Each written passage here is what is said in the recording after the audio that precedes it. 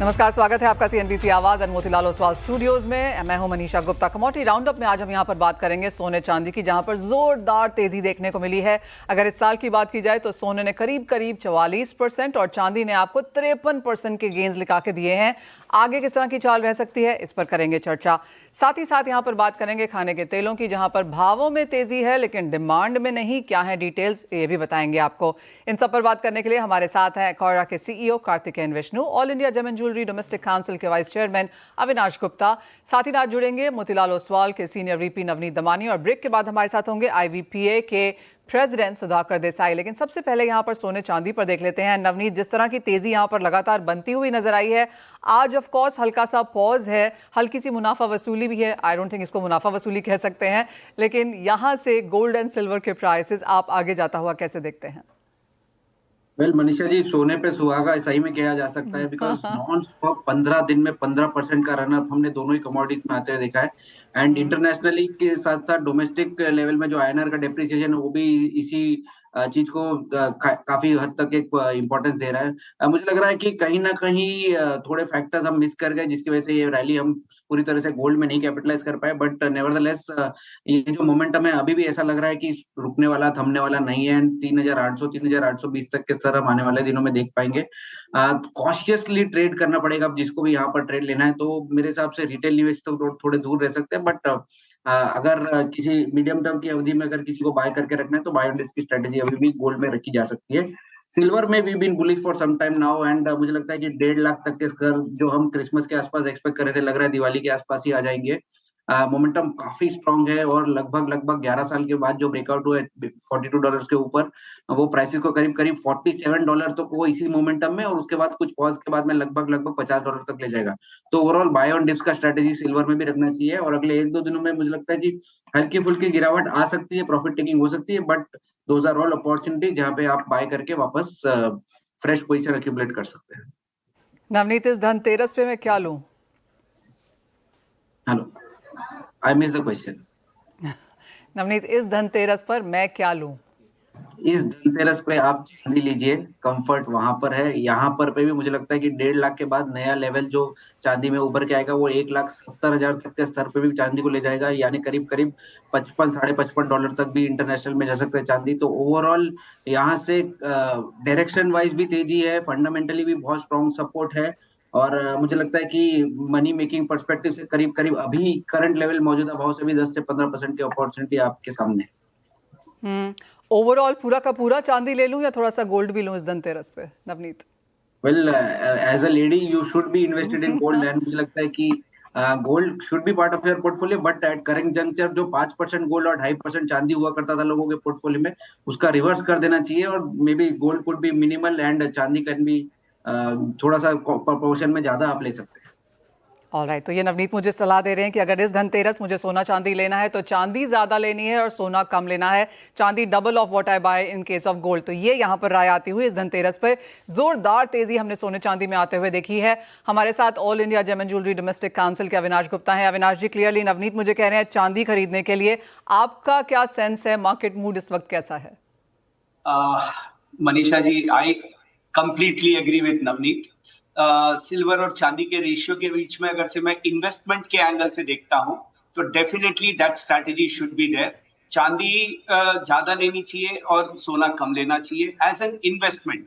लेकिन ज्वेलरी की जब बात आएगी तो डेफिनेटली मैं यही बोलूंगा कि सोना ही लेना चाहिए, क्योंकि सोने के अंदर उनको एक सेटिस्फैक्शन भी मिलता है और उसके साथ साथ उनको एक अपने आप को दर्शाने का भी मौका मिलता है। तो मुझे लगता है कि when it comes to jewellery, सोने की ज्वेलरी खरीदनी चाहिए।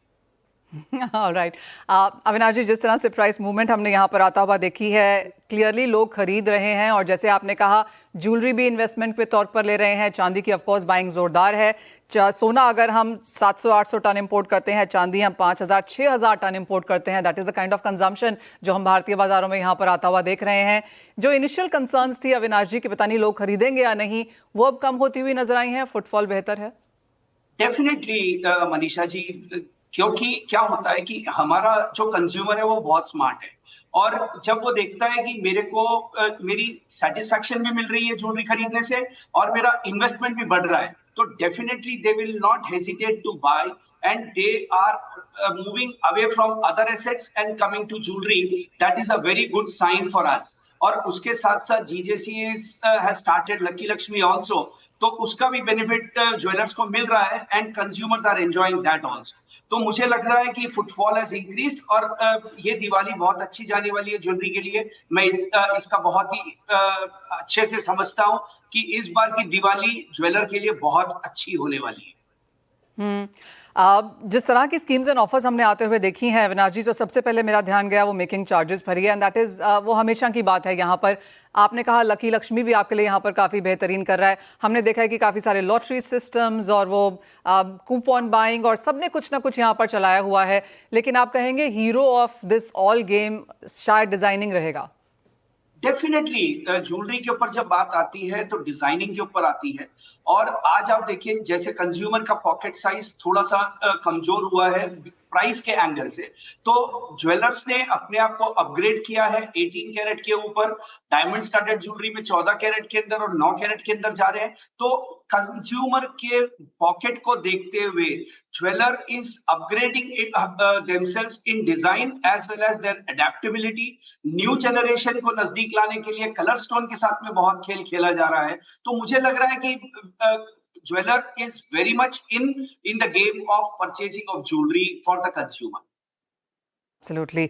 तो जहाँ तक जैसे अविनाश कह रहे हैं कि काफ़ी कुछ डिज़ाइन पे यहाँ पर डिपेंड करेगा और साथ ही साथ कैरेटेजेस पे होगा और लोग नई नई चीज़ें यहाँ पर देख भी रहे हैं. लेकिन जो उनकी पहली लाइन थी और जो नवनीत की लास्ट लाइन थी, हमारी हेडलाइन आज वही है कि चांदी में निवेश करना है और सोने की ज्वेलरी खरीदनी है. इसी तरह से इस धनतेरस पे आपको काम करना है. अविनाश जी बहुत शुक्रिया साथ जुड़ने के लिए. एंड क्लियरली एक स्ट्रॉन्ग बाइंग ट्रेंड्स हमने यहाँ पर बाजार में आता हुआ देखा भी है, जैसे अविनाश जी कह रहे हैं. लेकिन साथ साथ एक और ऑप्शन है मार्केट्स में जो काफ़ी स्ट्रॉन्ग चल रही है और वो है डायमंड्स की. और इसके बीच में हमारे साथ अकोरा के सीईओ कार्तिकेयन विष्णु हैं. कार्तिकेयन, हमारे स्टूडियोज में आने के लिए बहुत बहुत शुक्रिया. लैब ग्रोन्स पिछले 2-3 सालों में एक बहुत मेजर डिस्ट्रप्शन के तौर पर आया है. इस साल जिस तरह के ट्रेंड्स हैं, कैसे देखते हैं आप इस मार्केट को? सो काफ़ी डिमांड है Manisha, if you look in terms of lab grown diamond. यार इंडिया में जो डायमंड कंज्यूमर थे इट वाज हार्डली 9%, राइट. और जो माइंड डायमंड में लैब ग्रोन के आने से काफ़ी लोग अभी लैब ग्रोन के ऊपर शिफ्ट हो रहे हैं. तो हम हमारे पुणे के स्टोर और पैलेडियम में जो फिनिक्स में हमारा स्टोर है उसमें हम देख रहे हैं कि केवल फर्स्ट टाइम बायर्स नहीं है जिन्होंने माइंड डायमंड्स खरीदे हुए कुछ कपल ऑफ 50 सेंट्स 30 सेंट्स के, वो आज वो हायर कैरेटेज के लिए लैब ग्रोन के तरफ आ रहे हैं. एंड डिज़ाइन में हमारी काफ़ी इनोवेशन है. तो हम केवल डायमंड्स में नहीं, कलर्ड स्टोन में भी. So we are brought in lot of innovation in terms of our design. तो लुकिंग एट द डिमांड और द हायर प्राइसेस गोल्ड की जो गई हुई है, उसके बावजूद हमने हमारी प्राइसिंग इतनी कॉम्पिटिटिव रखी हुई है कि जो कंज्यूमर को पिंच नहीं कर रहा है. सो दैट्स वेयर हम काफ़ी डिमांड देख रहे हैं. कार्तिकेयन, लोगों में अवेयरनेस है कि ये माइंड डायमंड है और ये लैब ग्रोन है, वो क्लैरिटी है कंज्यूमर में? अभी काफ़ी हद तक आ रहा है वो चीज़. हम भी काफ़ी एफर्ट्स ले रहे हैं to educate the consumer. And अगर आप देखेंगे तो दोनों में कोई अंतर नहीं है. बिकॉज माइंड भी देखो तो हम IGI सर्टिफाइड मिलते हैं. हमारे भी जो सारे डायमंड्स है अकोरा में लैब ग्रोन IGI सर्टिफाइड है. तो आपके जो chemical propositions everything is the same. तो उसमें कोई अंतर नहीं है. Yes, major differences in terms of the price. So और प्राइस पर ही आना चाहेंगे. बहुत भारी गिरावट हमने प्राइस में आते हुए देखी है. जो लोग आप कहेंगे अब ये नियर बॉटम है, यहाँ से अब लैब ग्रोन के गिरने की कोई बहुत ज़्यादा गुंजाइश नहीं. एग्जैक्टली. मैं एक टर्म बोलूँगा जिसको स्किमिंग बोलते हैं. जो पहले जो आप प्राइजेस देख रहे थे इट वाज लाइक लोगों ने स्किम किया था market. There was no other demand, तो they were the first movers. तो उन्होंने एक प्राइसिंग हाई रख के दे हैड डन दैट.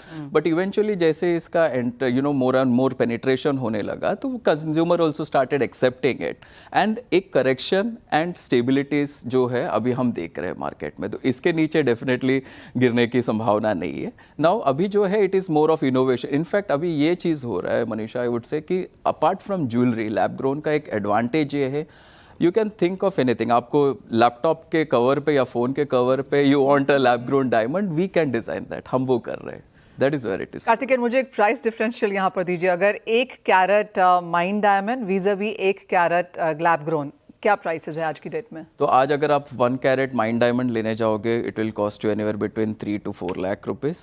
वही चीज़ अगर आप माइंड डायमंड हम लोग per carat 35,000 to 45,000 rupees per carat में अकोरा में सेल. यानी 4 lakh vis-a-vis 40,000 40,000. That is the difference. Okay Karthikeyan, दूसरी चीज़ ये है कि किस तरह की डिमांड ग्रोथ हमने यहाँ पर आते हुए देखी है। एक चीज़ तो सेट है यहाँ पर कि अवेयरनेस काफ़ी स्ट्रॉन्ग है बाजार में, लेकिन हम ईयर ऑन ईयर अगर यहाँ पर डिमांड ग्रोथ देखें तो कैसी है? See, there has been okay. पहले जो था it was only for engagement के लिए जो था डिमांड था, राइट? अभी वो शिफ्ट होके it is gone to self, okay? And from that self से इनफैक्ट आप बोल रहे थे कि what do you buy for your self इस दिवाली, मैं तो बोलूँगा डोंट जस्ट बाई आपके लिए डायमंड ज्वेलरी, अभी वो गिफ्टिंग के लिए भी जा रहा है। So the demand has been shifting their. And एक बड़ा एडवांटेज हमने जो लैब ग्रोन में देखा हुआ है दिस डेज, हम लोग काफ़ी हद तक डेस्टिनेशन वेडिंग्स देख रहे हैं।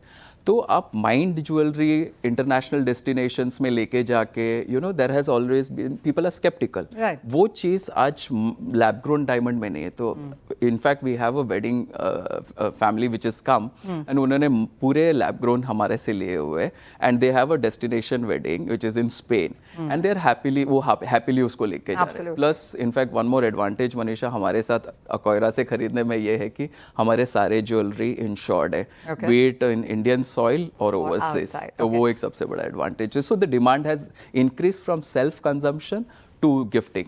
तो आपने कहा एक अवेयरनेस यहाँ पर मार्केट में है। एक फाइनल सवाल विश्वनाथ, और ये है कि अगर हम यहाँ पर डिमांड के तौर पर देखें तो हम जानते हैं कि यूएस का 60 to 70% एंगेजमेंट रिंग्स या ओवरऑल ज्वेलरी बाइंग यहाँ पर लैब ग्रोन में शिफ्ट हो चुका है और वो लीडिंग मार्केट है। इंडियन मार्केट्स में ये परसेंटेज क्या है लैब ग्रोन के तौर पर? I know it's a small market, just a beginning, but क्या है? Very difficult to quantify right now, but it is growing at a CAGR of around 15% is what I can say. So that itself is a great. And अगर आप देखेंगे तो जो US में trend रहा है वो ऑटोमेटिकली इंडिया में शिफ्ट होता है, रेस्ट ऑफ द वर्ल्ड में आ जाता है। Exactly, so that is one thing जो हो ही रहा है यहाँ पे। तो in fact this is the right time to enter into the lab grown diamond space, be wearing as well as in terms of the business models also. So like we have created, हमने business model wise हमारे own stores as well as franchise FOCO stores, because काफ़ी जन है जो आपको jewellery में रहने की ज़रूरत नहीं, you don't have to be from the jewellery industry. We have the entire system, जो प्रोसेस है हमारे सेट है, you just come in, be a part of our legacy and own a lab grown franchisee also with Akoyra. बहुत शुक्रिया कार्तिकेयन आज हमारे साथ जुड़ने के लिए और वो पूरी की पूरी लैब ग्रोन के ऊपर चर्चा करने के लिए। ऑफ कोर्स इंडियन मार्केट्स में वो नंबर्स काफ़ी स्ट्रांग होते हुए नजर आए भी हैं। वेल इसी के साथ लेकिन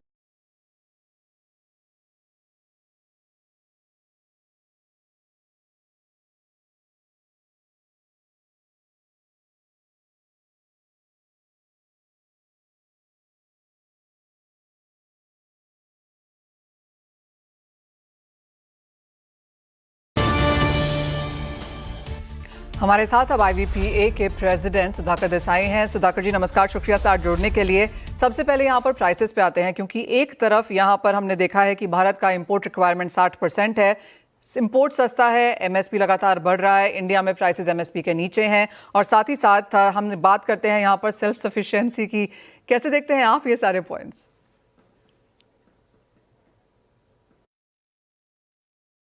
Yes, that is the key critical question in front of the sector. Though I would start by saying, apart from the duty factor, there are many other implementation aspects. There is a GM issue. There is a oilseed mission implementation issue. There is a oil palm development follow up on the execution. But if we have to talk about the duties alone, today I think the consumer is still having a little bit high prices compared to previous, if that is any benchmark. If the low demand, festival demand, retail offtake right now is an indication, I think there is a definitely not so much in HoReCa, but in household there is a little bit of a cut back from the import numbers and domestic numbers and the consumption numbers that I mentioned.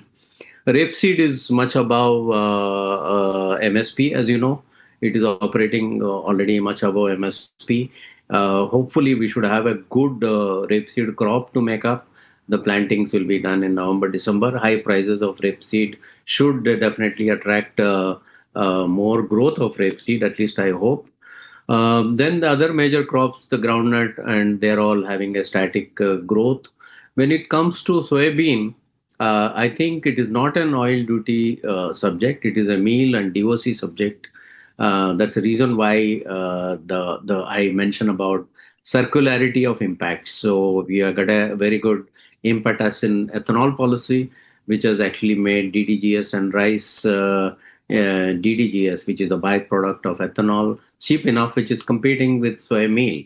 So in case we need to defend, which I think we should defend, the soybean MSPs, we need to take up the soy DOC competing byproduct by way of taxing in a manner that we achieve an equilibrium between the soybean, what is the farm gate prices that we want, and what is the MSP that we should want.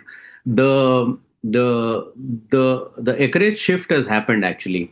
The Kharif numbers that we normally see, the soybean acreage has gone down and it has given way to corn actually. So there is about 6% of drop in soybean acreage. So hopefully post by November, we will get clarity on domestic crops, the rapeseed crops, the crop evolution of soybeans, and the sunseed crop globally, which is going to harvest by September.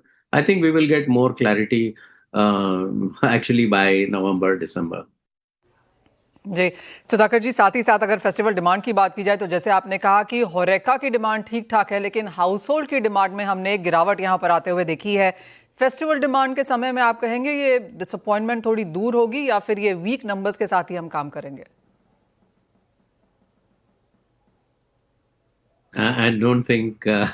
I think the industry is disappointed with the demand right now. What has happened is that till July, the markets were operating at a very, very thin pipeline. Then it got somewhat filled up. But current month, it's anticipated demand, whether you talk about Eastern Durga Puja demand, which is now almost ending in terms of timing of it, and Diwali being only 1 week left for filling the pipeline, for replenishing the pipeline, I would say. So far, the symptoms are very, very poor. I think something is holding back. The retail offtake definitely is very low.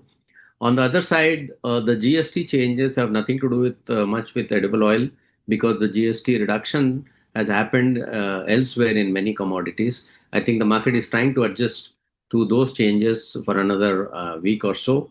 So definitely consumption should go up. How much of it will show up in edible oil will happen soon. Maybe we will not see pre-Diwali demand, my anticipation. But post-Diwali, the pipeline would be so dry that the sales would pick up. So eventually, the way I see the demand has to come up. Whether it will come up, whether it will come out of the existing inventories in the pipeline, or the new demand will come. I think markets are waiting for a price at which replenishment of stocks to be done. But at the moment, if you ask me, this Diwali demand for edible oil has been very poor. यानी कि disappointing demand है जहां तक खाने के तेलों की बात है। जीएसटी का कोई इम्पैक्ट आता हुआ नजर नहीं आया है, और प्री दिवाली तो नहीं, लेकिन पोस्ट दिवाली यहां पर कुछ खाने के तेलों की डिमांड बढ़ सकती है, ऐसा मानना है आईवीपीए के प्रेसिडेंट का। सुधाकर जी, बहुत शुक्रिया एज ऑलवेज साथ जुड़ने के लिए और वो क्लैरिटी प्रदान करने के लिए कि किस तरह से मार्केट्स, इंडस्ट्री इसे देखती है और कंज्यूमर्स के लिए सामने इसके क्या मायने हैं। इसी के साथ फिलहाल इस कार्यक्रम में इतना ही समय है, मुझे भी दीजिए इजाजत। ब्रेक के बाद लेकर आएंगे फ्यूचर्स एक्सप्रेस।